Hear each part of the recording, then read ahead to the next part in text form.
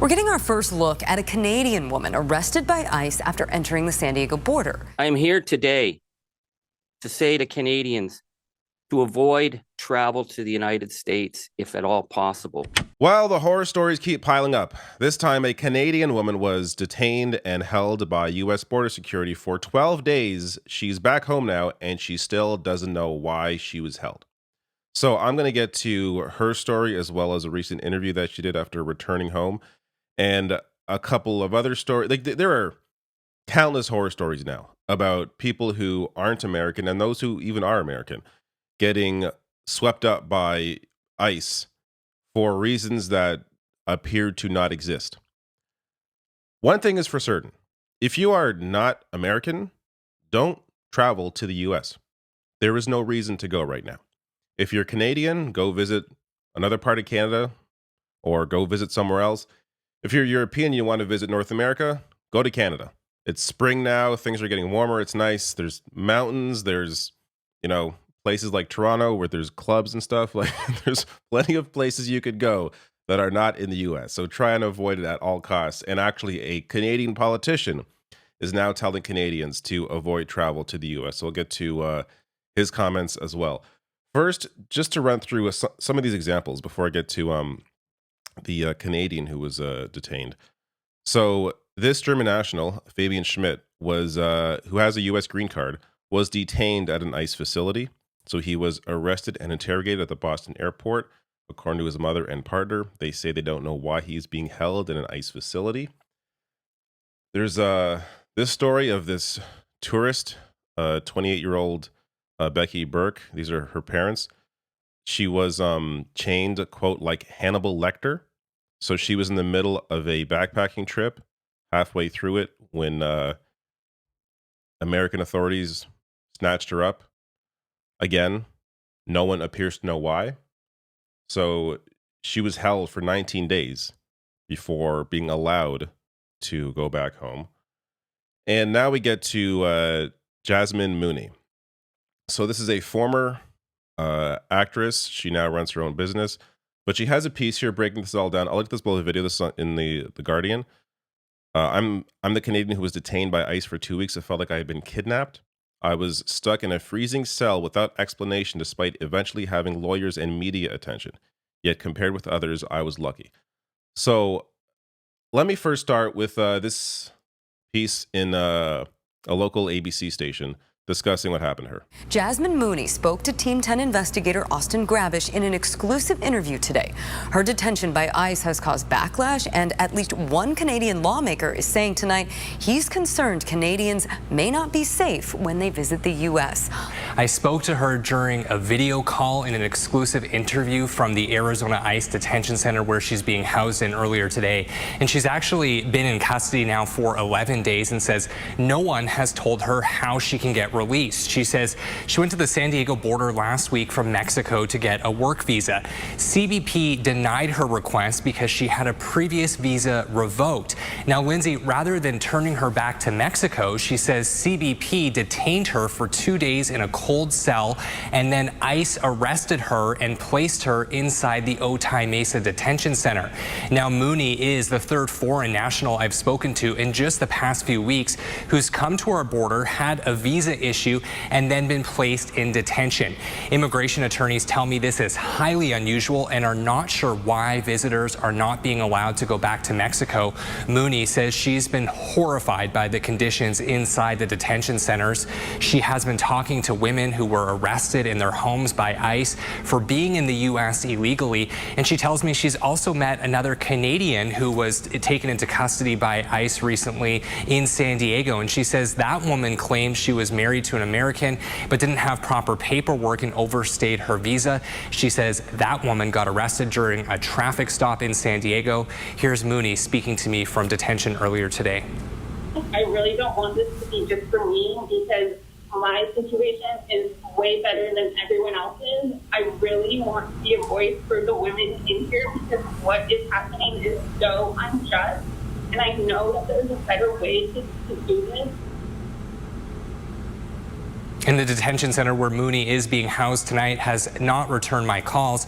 ICE says it arrested Mooney for failing to have legal documentation to be in the country. The agency says it processed her under President Trump's executive order on securing the border. All right, so based on my read, it appears that border security is going through a power trip right now, as they have this Trump executive order, which essentially is giving them the green light to do whatever the hell they want, including detain people for weeks, throw them in jail cells over what is just simple paperwork. So let me get to some more details of the story, because it is just insane. This is when she was at the airport and she was, pushed aside about her paperwork. Then she said something strange. This is speaking to border security, quote, "You didn't do anything wrong. You were not in trouble. You were not a criminal." I remember thinking, why would she say that? Of course I'm not a criminal.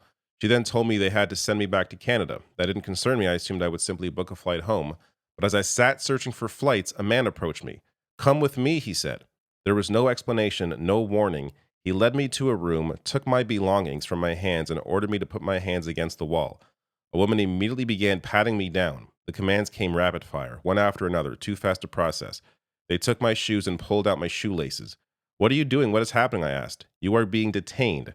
"I don't understand. What does that mean? For how long?" "I don't know." And she goes on to say, that would be the response to nearly every question I would ask over the next 2 weeks. "I don't know."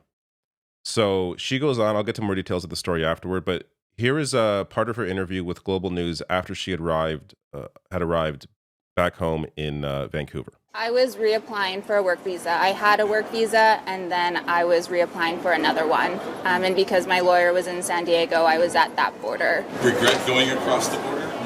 I mean, yeah, of course. Like, if I knew that was even a possibility, that could happen, I would have never in a million years gone there. Like, I'm telling you, from the second I got there to now, I can't even process what just happened, because there was no heads up. Next thing you know, I'm taken, and for 2 weeks haven't been told anything, moved in different cells, sleeping on cement, sleeping in different jail cells. Like, it just... nothing makes sense to me, and I'm still trying to process the entire situation. All right, so I'm going to get to a bit more from that interview, because there's a lesson that she took from her experience that I think is worth sharing. But some more details here about what she went through. For 2 days, we remained in that cell, only leaving briefly for food. The lights never turned off. We never knew what time it was, and no one answered our questions. No one in the cell spoke English, so I either tried to sleep or meditate to keep me from having a breakdown. I didn't trust the food, so I fasted, assuming I wouldn't be there long. Then they moved me to another cell, this time with no mat or blanket. I sat on the freezing cement floor for hours. That's when I realized they were processing me to a real jail, the Otay Mesa Detention Center. And this is after she thought she was going to get out. So, they were going through a process with paperwork. She thought she was going to leave.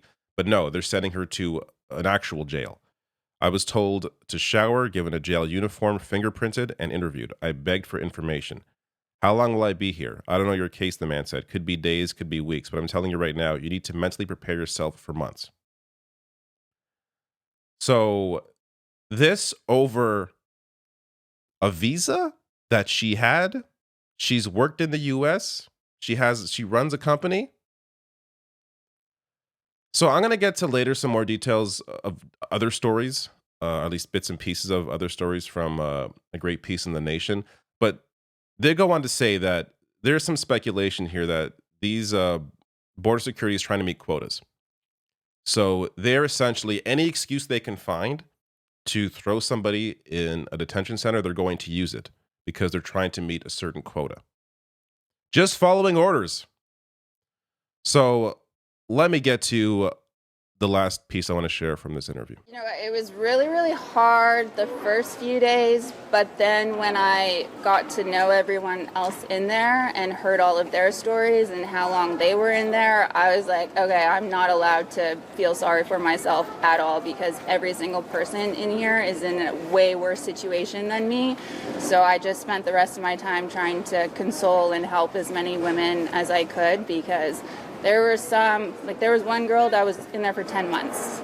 So 2 weeks compared to 10 months, how am I supposed to complain about anything, right? And once again, I want to plug her piece in The Guardian that goes into more detail around that, because she really, it appears through her experience, she wants to shed light on the other experiences of the people that she interacted with there, and it's good on her for doing that. Now, as she mentions, like, a lot of people are being rounded up for apparently little or no reason. The Nation, I'll link to this below the video under sources on YouTube as well, has a great piece on this. Essentially, cages. ICE is using courthouse cells for lengthy detentions. So, I'm not gonna. There's a lot in here. I'm just gonna grab bits and pieces, but they write, along with other news of aggressive arrests and deportations of Baltimore detentions, and add credence to the theory that ICE agents, quote, seem to be out there arresting anybody they can arrest and then figuring it out later. And the reason for that seems specifically targeted towards driving arrest numbers up because they're being told that they have to meet quotas. So this would help to explain some of these more insane stories, though it doesn't excuse any of it. Some examples. A Central American grandmother who had lived in the U.S. for 20 years. She was not allowed to shower. So she was grabbed during a raid that was getting somebody else, but she was there. So I guess she was a family member. They grabbed her up as well. Not allowed to shower. Was not given access to a toothbrush, toothpaste, hair ties. Had to use a public toilet in the cell in front of other detainees. Again, this grandma who didn't do anything, swept up in this. Another example, a man in his 50s who suffered tremendous medical neglect while held in the field office. The man had lived in the country since he was 6 years old. So this is a guy who requires diabetic or diabetes medication, requires constant glucose monitoring and treatment, was not given his insulin or other medication and became delirious. Somebody else, a detainee with HIV who wasn't given access to medication, and a transgender woman who spent 8 days alone in a Baltimore holding room before being transferred to an all-male detention facility. Just nightmare scenario after nightmare scenario for countless people being rounded up to meet quotas. This gets to the last thing I want to share here, and that is the warning from Canadian NDP MP Charlie Angus to Canadians. Donald Trump thought we were going to be an easy mark, that would be a pushover. Oh, how wrong he was. And now Canada standing up to him has made Canada the front line in the defense against the MAGA ideology. So no wonder Donald Trump and MAGA are feeling pretty angry at Canada. But what concerns me is the targeting of Canadian citizens who are crossing the border to work or to visit. We have seen too many stories of citizens being pulled out of airport lines and being fingerprinted and deported as though they were criminals. Citizens being kidnapped through illegal detention by ICE. And it's not just Canadians. We see the attack on backpackers, students, doctors, professors. I am here today to say to Canadians to avoid travel to the United States if at all possible, and to call our government to stand up for our Canadian citizens who are being denied their rights by arbitrary detention in the United States today. The Canada must stand up for our citizens and for the rule of law. Because what we're seeing, for example, with cops pulling over the folk duo Cassie and Maggie to harass them for being Canadian, is not the actions of a democratic nation. People whose phones are being seized and searched for any kind of incriminating evidence that they're somehow progressive or woke, that's not the actions of a democratic nation. That is the creep of totalitarianism. That is the creep of fascism, and we need to call that out. Great message there from Charlie Angus, and good advice. Don't visit the U.S. While I was doing research for this story, I came across countless other examples I could have included, but again, for time restraint reasons, I'm not going to make, an hour-long video, but there are so many stories. Mahmoud Khalil, I discussed this in a different video, but somebody who was a green card holder rounded up over a peaceful protest. What is happening right now in the U.S. is hard to put into words because of just how clearly insane all of it is. So there is no reason to willfully throw yourself into that country when all of this is going on and put yourself at risk when there is no need to, especially just based on principled reasons. Don't give this country your money. Spend it somewhere else. If you want to travel, there's plenty of other places you can go.